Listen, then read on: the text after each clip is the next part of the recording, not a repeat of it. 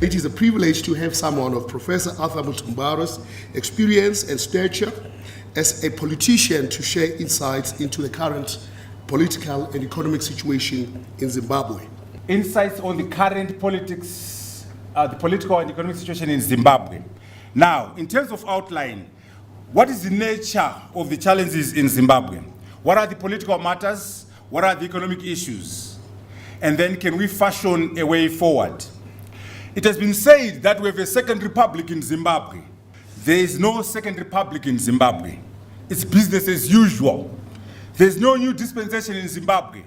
Mugabe was more than just a person. It was a culture, it was a system, it was a way of doing things. Chiwenga, Mnangagwa, and the people running Zimbabwe were the executioners, were the people who were in charge of the agenda for Robert Mugabe. There's nothing different there in terms of what's happening in the country. What are the problems in terms of the economy? Low productivity, low production, low capacity utilization, poor business growth, negative branding. Investors are very cautious about Zimbabwe. We have unprecedented deindustrialization. There's a trade deficit. There's lack of competitiveness. The economy is debt-ridden. We have a currency crisis which is being poorly managed. Then we have a high sovereign risk which is undermining FDI. There's reckless spending by a bloated government. And there's a shrinking tax base, there's unemployment, there's weak job creation. These are the economic challenges we're having in Zimbabwe. We also have a currency crisis which is being poorly managed. Before you address the currency crisis, before you carry out any reforms of the currency, you must have reserves to back up the currency. You must have fiscal consolidation, cutting down on expenditure. More importantly, when you do reform your currency, you must protect the savings of poor people, the savings of pensioners, by ring-fencing those savings. That has not been done. But more importantly, there must be confidence, there must be trust. Money is fiction. Money is what we call imagined realities. Foundationally in Zimbabwe, the regime came into being through a coup d'etat in November 2017. The election in 2018 was just meant to rubber stamp the regime that came from the army. That's why when it's pushed, they go back to using guns and the army. So that's a foundational problem. And that election in 2018 is being challenged. Half the population are saying, you are not my president. How can you run a country when there's political legitimacy issues? In terms of the government, they're saying, EDF 2023. You've just won an election. Why are you talking about 2023? So it means you're not serious about the economy. And then the opposition also, they're not very clear about what they want done. And they're concentrating on critiquing the election. It's 8 months now. We can't spend 5 years talking about an election. So we're encouraging leadership. We're encouraging dialogue in Zimbabwe. The dialogue in Zimbabwe must involve ZANU-PF as the ruling party, the MDC Alliance as the key opposition, civic society, and business. So the nature of the dialogue is important. The outcomes of the dialogue don't have to be a government. There could be an agreement on reforms, agreement on the economy. So we need genuine and non-conditional dialogue in Zimbabwe. Passion and focus on inclusive economic transformation and growth. Shared economic prosperity, genuine all-embracing dialogue is necessary to establish a second republic. These are the things you need to do to create a new dispensation, to create a new republic, the second republic. What is to be done? We must address governance and legitimacy issues.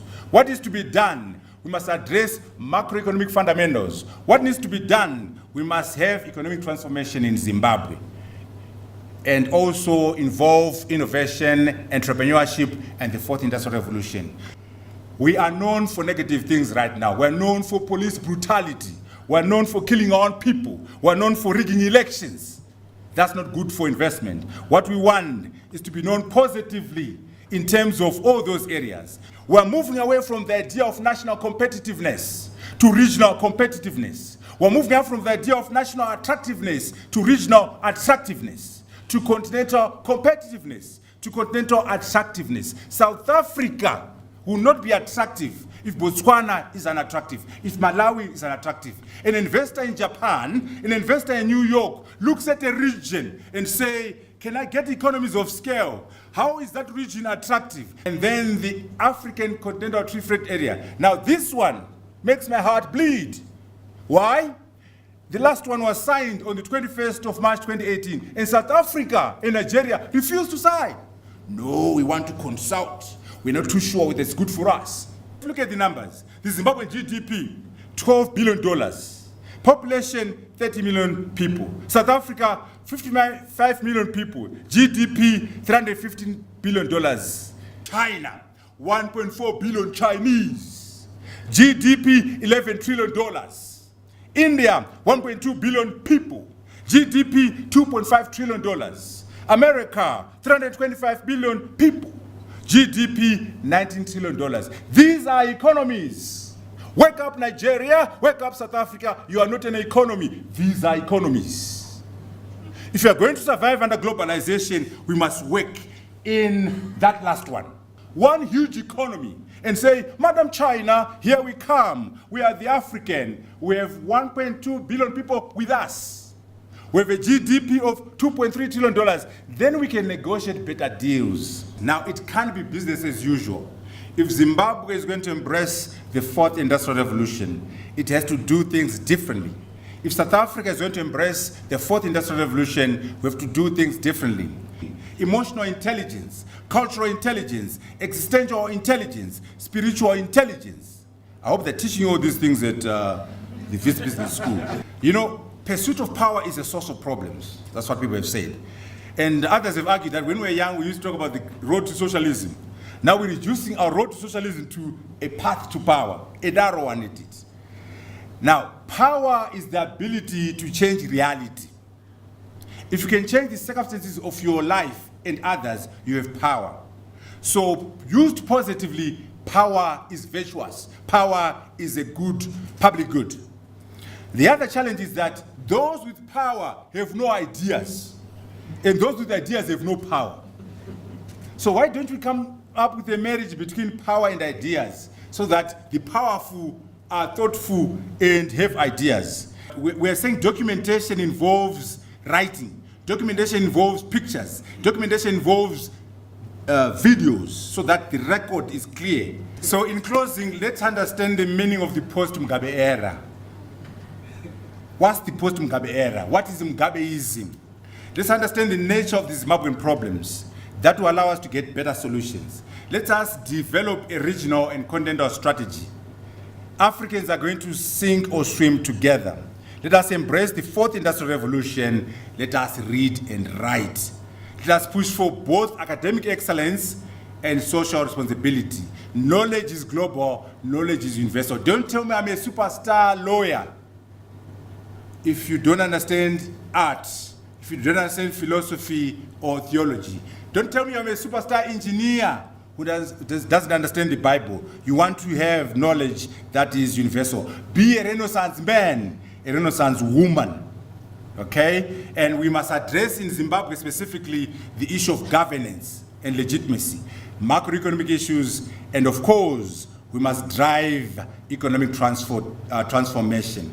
You know, there was a great deal of optimism when President Mugabe was ousted from power, both internally in Zimbabwe and externally. That things would get better. You know, Zimbabwe will get back on track, governance will improve. But it seems that was a false dawn. What happened? I think it was a major missed opportunity. The logical conclusion of regional integration, the logical conclusion of continental integration is one country called Africa with one president. These African leaders are not prepared to give up on their presidency. He wants to be a president of starving people, a president of disempowered people. Because when we succeed, there will be one Africa with one president. South Africa could benefit more under a huge, humongous, colossal Africa. Come on, Africans. Do we need 55 men as president in this continent when the Chinese, with 1.4 billion Chinese, have one leader? The Indians, with 1.2 billion Indians have one leader. The Americans, 325 million people, one president, a crazy one for now, but just one. You know, in 1963, there was a big debate at the formation of the OAU between Nkrumah on one end and Nyerere. Nyerere was saying, no, let us go brick by brick. We build our nation states, we build the region, the regional economic committees, councils, and then we go to the African unity. And Nkrumah was saying, no, let's not do that. You get used to your nation states, and you won't want to integrate. Let us go straight to the nation states of Africa. And of course, Nkrumah lost the debate, and Nyerere won the debate in 1963. And that's why we went through the nation state, and then SADC, East African Community, Maghreb, and then the African Union. But we will never get there because, as I explained to you, leaders are caught up in their nation state. They want to be president. I'll never be respected as a Zimbabwean as long as Zimbabwe is not done well. You know, I used to go to the World Economic Forum and used to talk and pontificate.